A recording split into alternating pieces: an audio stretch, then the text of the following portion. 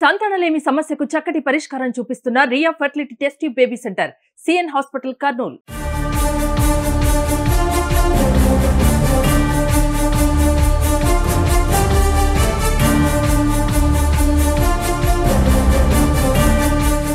కర్నూలు జిల్లా భాజపా అధ్యక్షుడిగా అక్కమ్మతోట రామకృష్ణ నియమితులయ్యారు. ఈ నేపథ్యంలో ప్రస్తుతం ఆయన మనతో ఉన్నారు. తనతో మాట్లాడే ప్రయత్నం మనం ఇప్పుడు చేద్దాం. అన్న రామకృష్ణ గారు, ముందుగా కంగ్రాట్స్ అండి.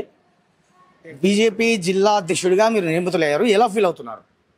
భారతీయ జనతా పార్టీలో ఒక సామాన్య కార్యకర్త కూడా ఈ విధంగా ఎదగొచ్చని నిరూపించడానికే పార్టీ ఇలాంటి కార్యక్రమాలు ఎప్పుడు చేస్తుంటుంది.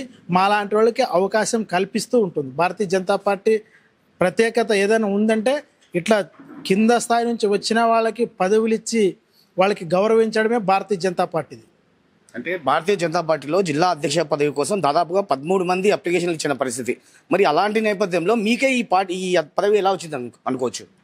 భారతీయ జనతా పార్టీలో ఎంతమంది అప్లికేషన్లు ఇచ్చినా అందరూ భారతీయ జనతా పార్టీ కార్యకర్తలం, అందరూ భారతీయ జనతా పార్టీ నాయకులం. కాబట్టి భారతీయ జనతా పార్టీ ఎవరిని సూచించినప్పటికీ కూడా వాళ్ళ నాయకత్వాన్ని పనిచేయడం భారతీయ జనతా పార్టీ క్రమశిక్షణ. అంటే పార్టీ పటిష్టత కావచ్చు, బలోపేతానికి కావచ్చు, మీ భవిష్యత్ కార్యాచరణ ఏ విధంగా ఉండబోతుంది? భవిష్యత్ కార్యాచరణ గురించి మాట్లాడుకోవాలంటే ఇది సమయం కాదేమో, కానీ మీరు అడుగుతున్నారు కాబట్టి మేము చెప్తున్నాం.